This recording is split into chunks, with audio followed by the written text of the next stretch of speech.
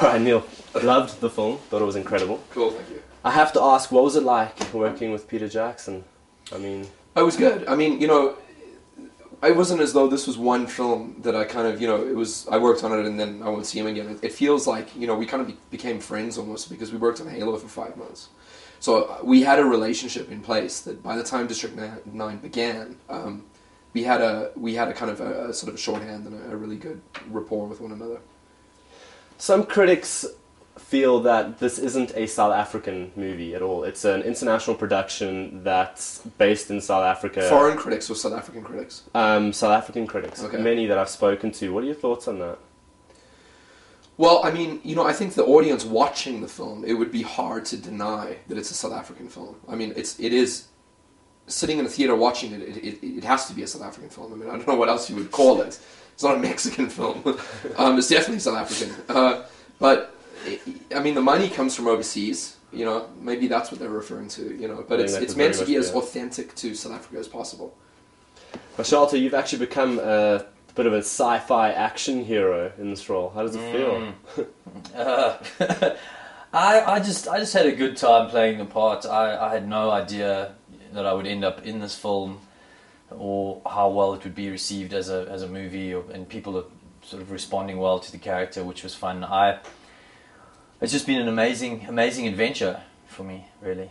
And I know that you studied drama at the Trinity College. Well, they offered it at my high school, so it was really it was just through that course while I was in high school that I took it. Well, I mean, you managed to. I mean, at the beginning of the film, you're very innocent. You're almost naive in a way. Mm. But then by the end of the film, or the middle to the end of the film, you're quite a hardcore sort of. You've peeled away all these layers, and you've just become this vicious, like, animalistic person trying to fight for your life. How did you pull that off? I mean, with no real acting experience, you just created this growing up in South Africa, you start as an innocent little baby, and then, no, I'm joking, totally.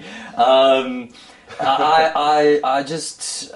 didn't really think about it, to be honest. I didn't go through any specific process. It was just once from when Neill told me about this character and what was going to happen to him, I found a voice for the character, and Neill created a very realistic situation in which to work. So it wasn't difficult when you're really in Soweto, in real trash, to feel isolated and dirty, because by the end of the day you are, and just try to be as true as I could to the moments. We also had the chance to improvise the dialogue within the story beats that needed to happen. So I think that also made it easier to do a really sort of convincing performance. Neill, I know this is based on obviously Alive in Joburg, but sort of pre that short film, what inspired you to make something like this particular concept? Well, I think what it's born out of, I left Joburg in 1997, and it's kind of never left me. It's just always been a city that I'm just fascinated with. And the more time I spent in Canada, the more aware of how interested I was in its history and it as a place. And then the other side of my mind, I knew I wanted to be a filmmaker, and I'm interested in science fiction and hardware and design and filmmaking. And one day I just realized that I had never seen science fiction, which I love, in a South African setting, and specifically in Johannesburg. So everything grew out of that. It was just wanting to see science fiction that I like in a unique setting, and the unique setting happened to be the place that I knew, that I grew up. So can I say that you made this film for South Africa, or for South Africans? Who did you make it for? I made it for myself, I think. I just wanted to see Western science fiction in South Africa. So I definitely made it for myself, but I really like the idea that South Africans, hopefully feel like it's their own, that they can take some sort of ownership of it. I think that would be great. Sharlto, one more question. In your opinion, do you honestly think that aliens would hover over Johannesburg if given a choice?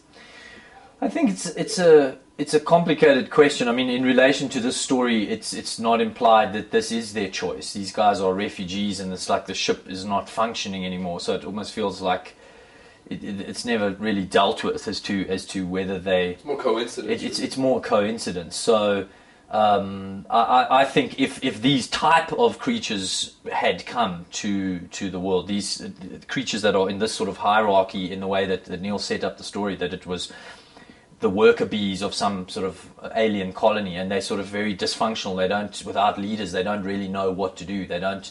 They would have been better off arriving in Switzerland or Yeah, Canada. maybe it would have been easier for them there. But